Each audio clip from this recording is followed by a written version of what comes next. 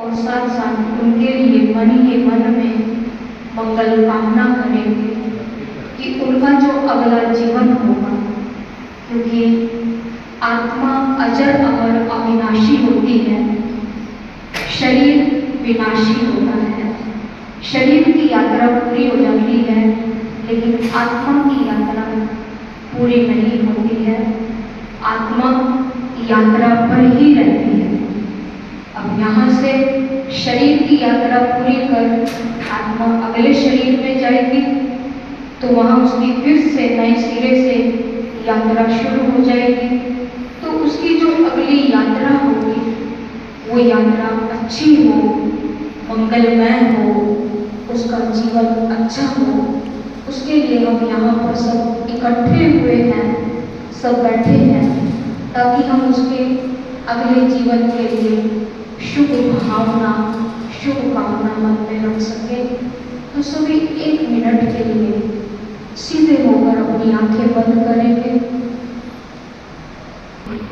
मंगल कामना करते हैं कि जहाँ भी वो आत्मा जन्म ले, जिस भी परिवार में जाए, जिस भी घर में जन्म ले, उसको भरपूर घर मिले, भरपूर परिवार मिले, पूरे परिवार का प्यार मिले।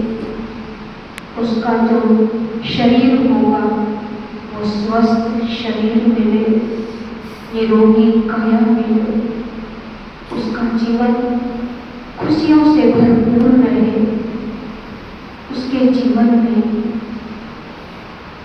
धन संपत्ति की कोई भी कमी ना हो। ऐसी हम अपने मन में उनके प्रति शुभ आस लेकर, शुभ भावना लेकर हम इस जीवन की यात्रा के लिए और अगली यात्रा के लिए उस आत्मा को विदाई देते हैं, ताकि वो अगले जन्म में जाकर के अपना जीवन अच्छे से व्यापन करे। मन ही मन में भगवान से प्रार्थना करेंगे, हे परम पिता परमात्मा, हम उस आत्मा कि जहाँ भी वो आत्मा जाए सदा खुश रहे, खुश रहे, खुश रहे। अभी हम 5 बार के अगले जीवन के लिए मंगल कामना करते हैं। और साथ ही साथ में एक ही हमारे जीवन का सबसे बड़ा सत्य है कि जब कोई आता है तो उसका, जब भी हम आए हैं तो एक दिन हमें जाना भी है। संसार में कहते हैं, अभी भाई जी भी यही बात बोल रहे थे, हम सुन रहे थे, कहते हैं कि खाली हाथ आए थे और खाली हाथ जाना है। लेकिन परम पिता परमात्मा हमें कहते हैं कि ना तो हम खाली हाथ आते हैं और ना ही हम खाली हाथ जाते हैं, क्योंकि इस संसार में जब आत्मा आती है तो वो अपने कर्मों को साथ लेकर आती है, और जब इस संसार से आत्मा जाती है तो वो अपने कर्म ही अपने साथ लेकर जाती है। क्योंकि जब भी कोई इंसान शरीर छोड़ता है तो उसने इस जीवन में क्या कर्म किए हैं, कैसे कर्म किए हैं, कितनों को उसने सुख दिया है, कितनों की दुआएं प्राप्त करी है, कितनों की मदद करी है, कितनों के साथ अच्छा व्यवहार किया है। तो यही इंसान के अच्छे कर्म होते हैं और वो ऐसे ही कर्म अपने साथ लेकर के जाता है।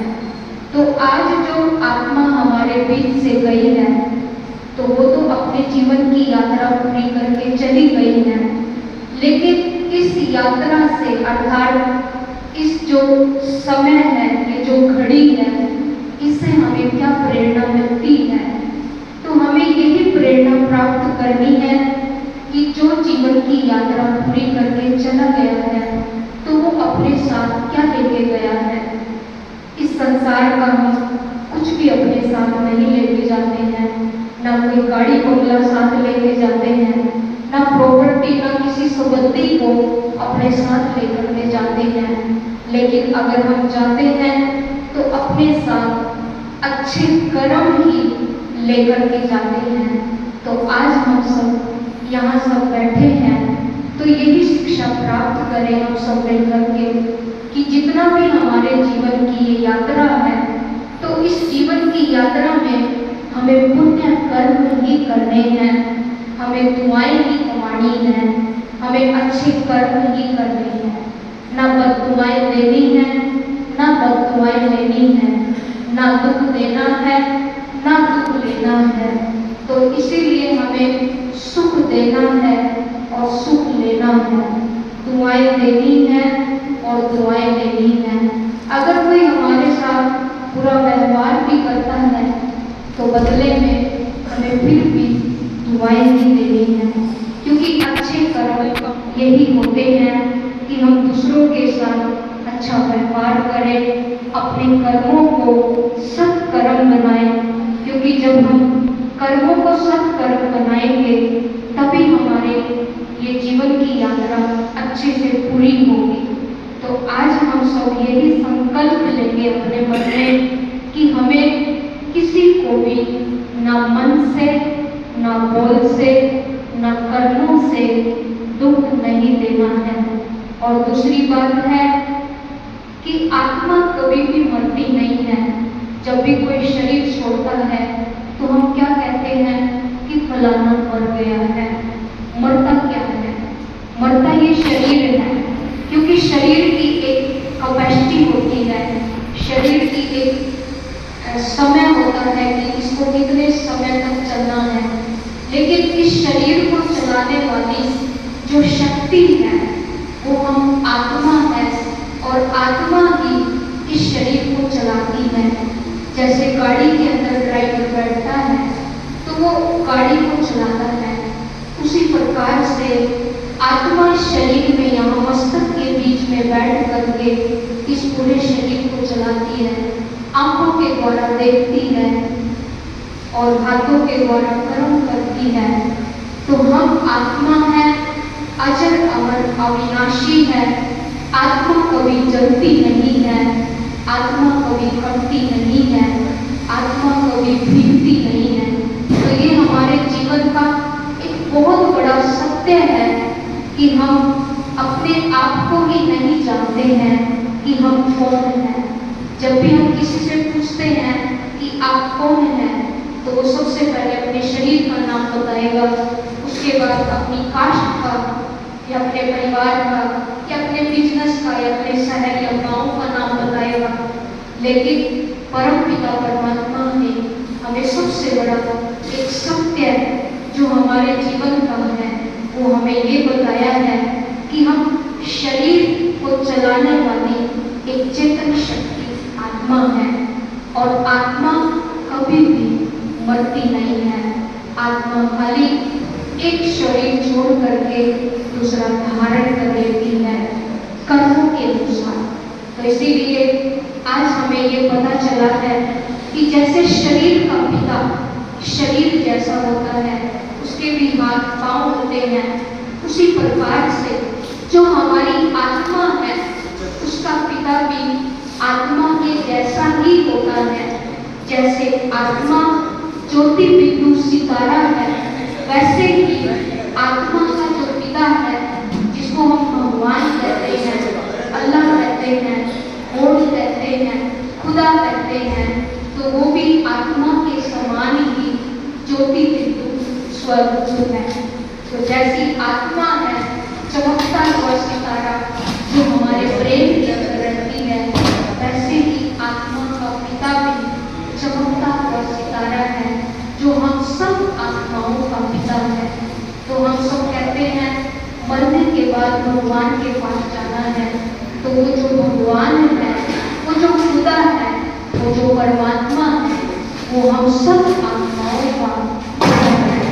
इसीलिए कहा जाता है कि जब कोई मुसीबत का समय होता है या ऐसी घड़ी का समय होता है तो भगवान को याद करना चाहिए, क्योंकि उसके साथ हमारा गहरा संबंध है, उसके साथ हमारी आत्मा का संबंध है, तो वो हमारा पिता है। तो हमें हर घड़ी चाहिए, क्योंकि उसकी याद से ही हमारे कर्म अच्छे बनते हैं, उसकी याद से ही हमारे कर्मों में बदलाव आता है, उसकी याद से ही हमारे जीवन में सुख और शांति आती है, और उसकी याद से ही अगर हम कहीं गलत रास्ते पर चलने वाले हैं तो वो रास्ते भी बदल जाते हैं। तो इसीलिए हमें इस जीवन की यात्रा में चलते हुए सदा परमात्मा को अपने साथ रखना है, भगवान का साथ बनाकर रखना है, और उस परमात्मा से अपना संबंध जोड़ करके रखना है। तो आज हम सब मिलकर के यही दुआएं करते हैं कि हमें जो आत्मा हमारे बीच से चली गई है तो उनको परमात्मा सदा अपनी गोद में समाकर रखे, अपनी छत्र छाया के नीचे रखे, और हमारा जीवन भी सदा ही सुरक्षित रहे और भगवान की छत्र छाया में रहे, और हम अच्छे कर्म करते हुए तो फिर से मैं बाबू जी के लिए बहुत बहुत दिल से